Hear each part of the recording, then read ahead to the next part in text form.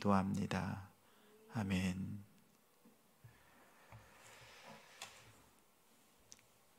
오늘 말씀은 욥기 3장 1절부터 10절입니다. 구약 763쪽입니다. 욥기 3장 1절부터 10절까지. 1절부터 함께 읽습니다. 그 후에 욥이 입을 열어 자기 생일을 저주하니라. 욥이 입을 열어 이르되 내가 난 날이 멸망하였더라면 사내 아이를 베었다 하던 그 밤도 그러하였더라면 그 날이 캄캄하였더라면 하나님이 위에서 돌아보지 않으셨더라면 빛도 그 날을 비추지 않았더라면 어둠과 죽음의 그늘이 그 날을 자기의 것이라 주장하였더라면 구름이 그 위에 덮였더라면 흑암이 그 날을 덮었더라면 그 밤이 캄캄한 어둠에 잡혔더라면 해의 날수와 달의 수에 들지 않았더라면 그 밤에 자식을 베지 못하였더라면 그 밤에 즐거운 소리가 나지 않았더라면 나를 저주하는 자들 곧 리오야단을 격동시키기에 익숙한 자들이 그 밤을 저주하였더라면 그 밤에 새벽별들이 어두웠더라면 그 밤이 광명을 발할지라도 얻지 못하며 동틈을 보지 못하였더라면 좋았을 것을. 이는 내 모태의 문을 닫지 아니하여 내 눈으로 환난을 보게 하였음이로구나. 고통을 인정하고 고백합시다 라는 제목으로 말씀 나눕니다. 첫 시간을 하나님께 드리며 마음으로 나아가는 우리 성도님들을 주님의 이름으로 사랑하고 축복합니다. 욥기는 고난의 의미와 고난을 어떻게 이해하고 또 우리의 삶에서 어떻게 대해야 하는지를 깨닫게 합니다.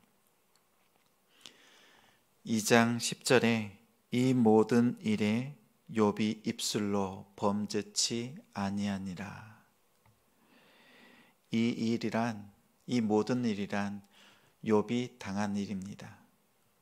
욥은 10자녀가 죽었습니다.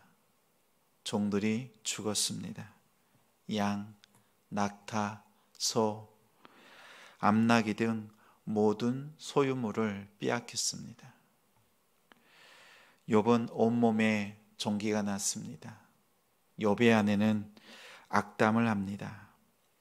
이런 상황에서도 하나님께 입술로 그 마음으로 범죄하지 않았습니다. 친구들이 소식을 듣고 찾아왔습니다.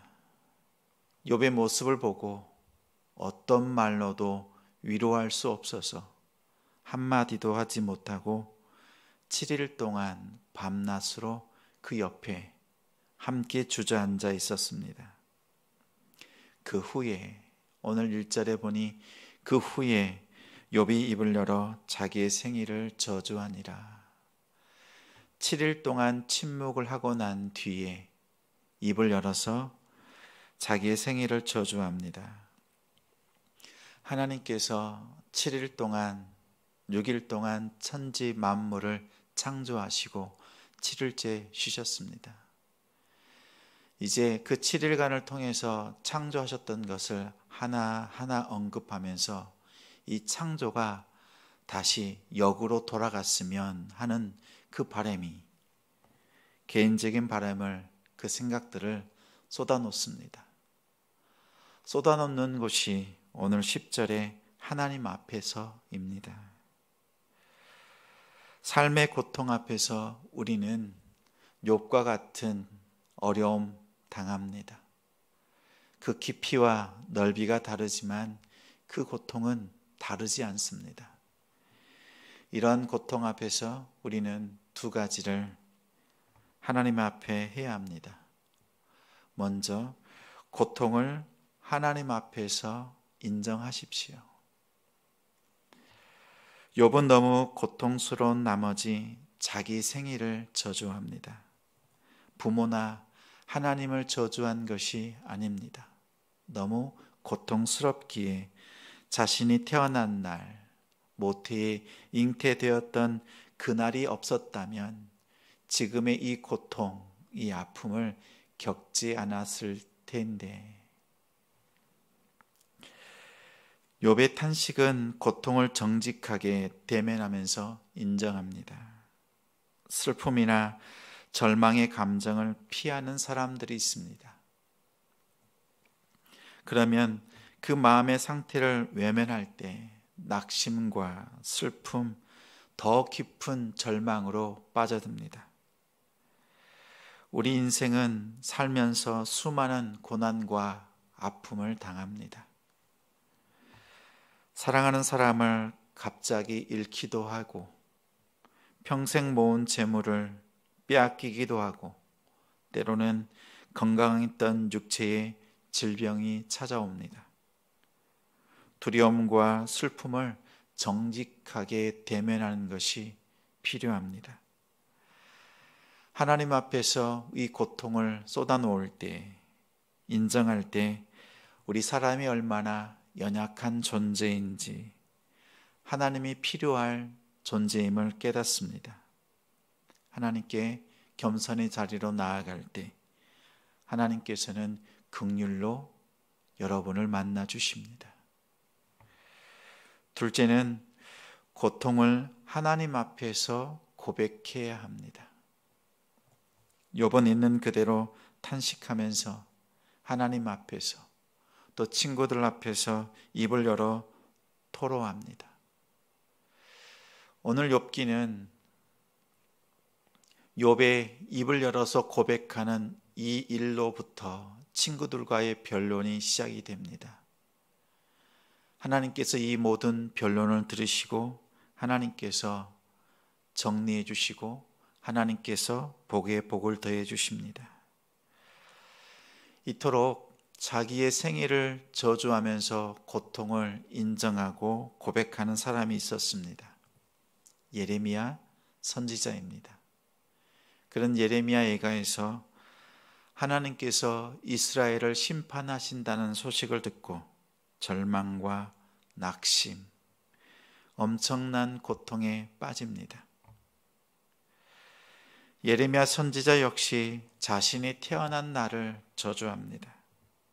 자신이 태어났기 때문에 하나님의 심판을 자신의 눈으로 바라보는 것을 가슴 아파하고 고생과 슬픔을 보내면서 인생을 부끄럽게 보내고 있다고 한탄했습니다. 하나님의 자녀들도 인생에서 절망과 낙심을 예외 없이 경험합니다. 상실한 마음을 하나님 앞에 쏟아 놓으십시오. 하나님은 우리의 탄식에 귀를 기울이시고 피난처가 되어 주십니다. 고난 중에서 슬픔과 낙심, 깊은 괴로움을 경험할 때 그 감정을 이미 하나님께서 알고 이해하고 계십니다. 하나님은 우리의 아픔과 고통을 이해하는 차원에서 머물지 않고 직접 인간 역사에 들어오셔서 아들 예수로 인하여서 그 고통을 당하시고 너의 슬픔과 아픔을 아신다고 말씀합니다. 우리의 환난 가운데서 우리의 아픔을 아시는 그 주님께서 우리에게 피난처가 되어주시고 우리의 모든 것을 회복시키시는 줄 믿습니다. 이러한 욥과 같이 고통과 아픔을 당한 자매가 있습니다. 바바라 존슨, 20세기의 욥이라고 불리우는 여성입니다. 바바라는 원래 평범한 가정주부였습니다. 그러나 그녀에게 엄청난 불행이 계속 들이닥칩니다. 바바라의 뇌에 종양이 생겼습니다. 남편은 교통사고로 식물인간이 되었습니다. 첫째 아들은 음주 운전자의 트럭에 치여서 목숨을 잃었습니다. 둘째 아들은 대학 졸업을 앞두고 동성애로 인해서 가출했습니다. 막내 아들은 베트남 전쟁에 참여해서 18살의 나이로 전사했습니다. 바바라는 계속되는 이 아픔과 절망 속에서 자신의 삶을 포기하고자 했습니다. 욥을 닮아도 너무나 많이 닮았습니다. 그녀는 고통을 하나님 앞에서 인정했습니다. 또 하나님께 자신의 심정을 고백했습니다. 하나님, 어찌하여 나에게 불행만 찾아옵니까? 원망하고 처지를 비관하던 바바라에게 하나님께서 찾아오셨습니다. 너는 이렇게 살면 안 돼. 너의 삶을 나에게 맡겨라. 부정적인 생각, 과거에 얽매이지 말라. 바바라는 하나님께 나아갑니다. 하나님이 삶의 주인이심을 고백하고 회개합니다.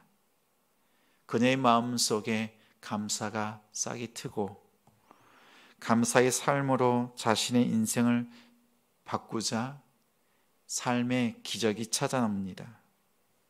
식물인간으로 오랫동안 지냈던 남편이 깨어났습니다.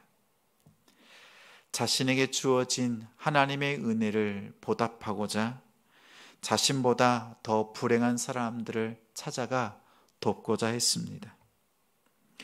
베트남 전쟁에서 전사한 미군이 약 5만 명 정도 되었습니다.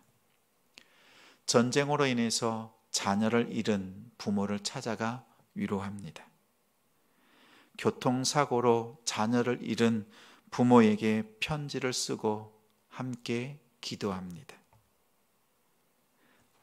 남편과 함께 선교회를 조직해서 수백만 명의 사람들을 위로하고 수많은 사람들이 하나님을 만나도록 삶의 의미를 찾도록 그들을 돕고 하나님께 영광 돌렸습니다. 이처럼 고통을 고통으로 끝나지 않고 하나님 앞에서 인정하고 하나님께 고백할 때 고통은 또 다른 복이 됩니다.